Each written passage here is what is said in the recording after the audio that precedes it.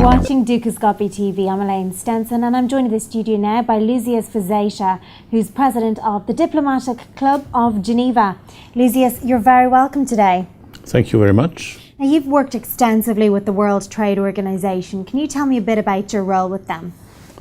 Well, until July 31st of last year, I was the ambassador, the permanent representative of Switzerland to the WTO.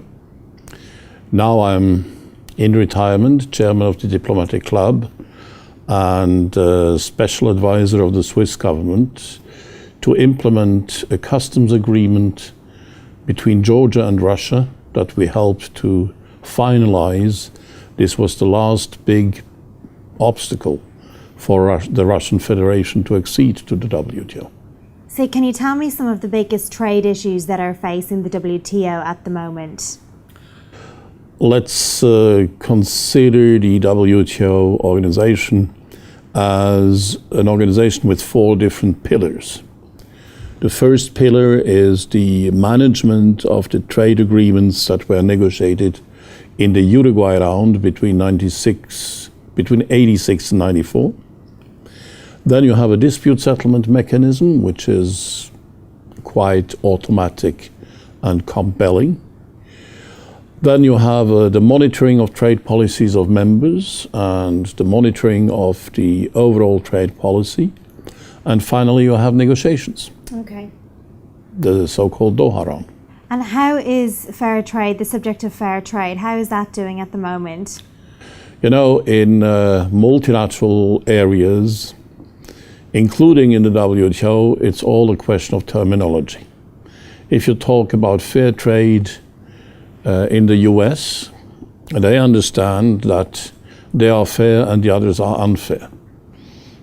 Then they use trade remedies such as anti-dumping actions and so on. You have NGOs, they have another consideration of fair trade, which is a trade which should provide to the producer of goods or extractor of commodities a fair price so that he can make his living. So they are very different concepts. Okay, you mentioned the US there. What do you think of the brand new US-EU trade agreement that's currently being implemented? Well, it's not the first attempt. It's an old story. But I would be surprised that such an agreement could be successful as long as neither the US nor the EU are solving their problem, which are blocking us in the Doha negotiations, such as non-trade measures, public procurement, intellectual property. There are many difficult issues because the US considers their system as the best and the EU considers their system as the best. Which do you think is the best? Well, the best is a compromise among the two, but you cannot come to such solutions if you have negotiations only among the majors. And if this trade agreement is implemented, how will it affect economic growth? Well, of course, it will, on one hand, develop economic growth in the US and the EU to the expense of other participants. And therefore, if it's successful, there will be a pressure to multilateralize at least part of it in the WTO. If it's not successful, it's an additional incentive to come back to the WTO. Okay. And while you were with the WTO, you oversaw Russia becoming part of it. What was the final steps that they had to go through?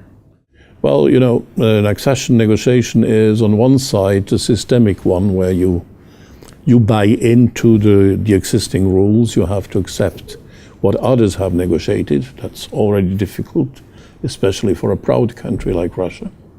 And then you have to negotiate bilaterally with all the partners that have a problem in their trade with Russia.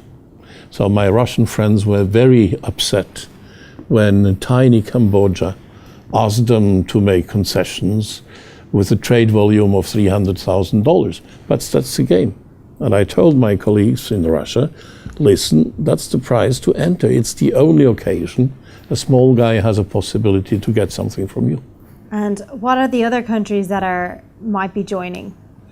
Well, we have now 159 members in the WTO.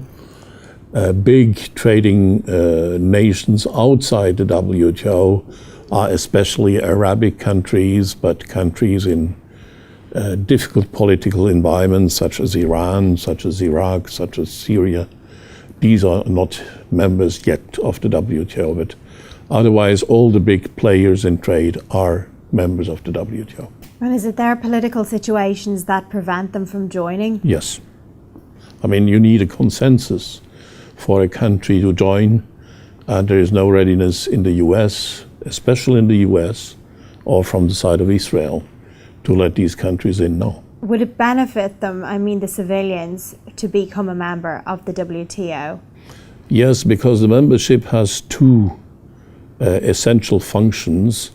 First, it's an incentive to structurally adapt your economy, so to improve the competitivity. And second, especially for smaller or medium-sized players, the disciplines of the WTO are also applying to the majors. So they cannot do whatever they want. They are also in a regime of disciplines. And what's the main criteria that they need to pass before they are allowed to enter? First, they have to obey by the rules, which means that they have to adapt their economical policy to be compatible with the rules. And secondly, they have to grant concessions to all those members in the organizations that would like to improve their trading conditions with this specific candidate. Okay. So we've talked a bit about your role with the World Trade Organization. So can we move on now to talk about your role with the Diplomatic Club of Geneva? Yes, the Diplomatic Club has an objective to bring the international communities of Geneva together with representatives from business, with representatives from Geneva, with the local population, and also to help create synergies among the different international organizations. We have 30 different international organizations here in Geneva. And for a country like Switzerland, the International Geneva is the whole year what Davos represents for 5 days in February. So it's a very important asset for Switzerland and for those who know how to use it. Luzius, thank you very much for joining us today. And that's all we have time for now, but do check back later for further updates and interviews from the Dukascopy TV team. Bye for now.